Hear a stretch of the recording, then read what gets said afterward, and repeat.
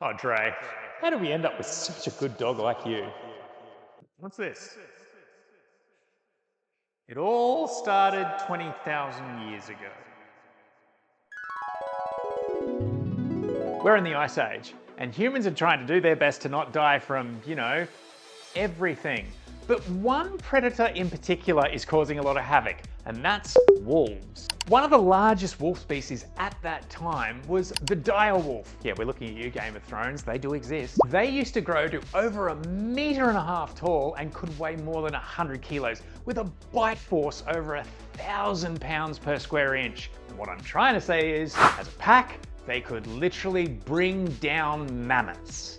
But some wolves, you could say maybe the lazy ones, they kind of looked at humans and went, they seem to waste a little bit of food and there seems to be bones and things around them. We're gonna kind of hang out with them and eat their food for a bit.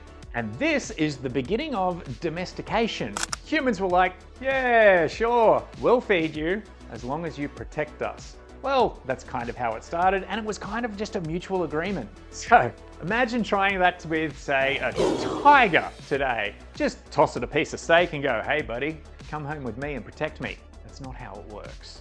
Slowly, over thousands of years, wolves that hung around humans lost their wolf instincts and slowly became more like the dogs that we know today.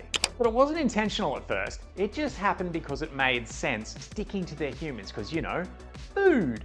These wolves over time started to change. Smaller skulls, shorter snouts, and floppier ears. They even developed more playful behavior.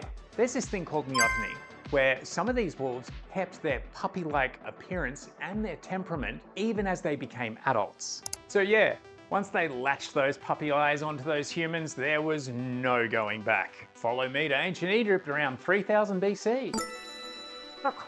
Here we are. Dogs here are doing really well, but somehow all the cats got out of the housework. The ancient Egyptians loved their dogs. They had them as hunting companions, guard dogs, and even as personal pets. They'd name their dogs like the Brave One and Reliable. And if an Egyptian dog died, Egyptians would literally shave their eyebrows as a sign of mourning. Now, fast forward to ancient Greece and Rome, the Romans, they loved their dogs, but in a different way. The Romans used large, powerful dogs, which is used for guard duty and for attacking and battle. These war dogs were outfitted with protective armor and spiked collars. This armor made them even more formidable, adding both protection and psychological intimidation. Imagine being an invading soldier expecting to, combat spears and shields and humans. And suddenly, here comes a massive armored, spiked-collared war dog hunting you down.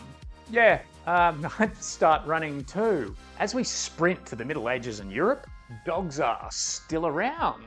But suddenly, not war dogs. They're now fashionable companions.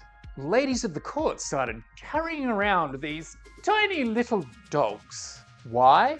Well, like the pineapple, as all fashion trends start, status. And this carried on to the Victorian era as well. Queen Victoria herself had 35 different breeds of dogs, including what was at the time the ultimate fashionable dog, the Pomeranian.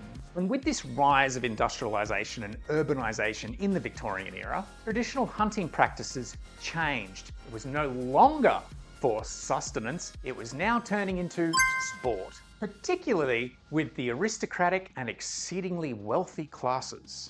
These hunting breeds, such as Labradors and Cocker Spaniels, then shifted to being household pets or members of the family even, admired for their temperament, their intelligence, and of course, their trainability. Though dogs had been companions and workers for centuries, the concept of specifically trained assistance dogs only garnered existence within the 20th century. The earliest existence of these assistance dogs was for people who were visually impaired. As the years went on, dogs were being trained as hearing assistance dogs, mobility assistance dogs, and seizure awareness pets. More recently, autism assistance dogs and PTSD assistance dogs have become far more common, providing not only emotional support, but also specific task assistants. With this expansion, assistance dogs have become essential for people with various physical, sensory, and emotional needs. Today, hunting dogs still play a role in sports hunting, particularly in rural areas and private estate. However, their role in society has completely changed and evolved as our bond with them has deepened over the years. My name's Dr. Evan. If you'd like to know more cool things about your pet, like and subscribe. And check out our last video.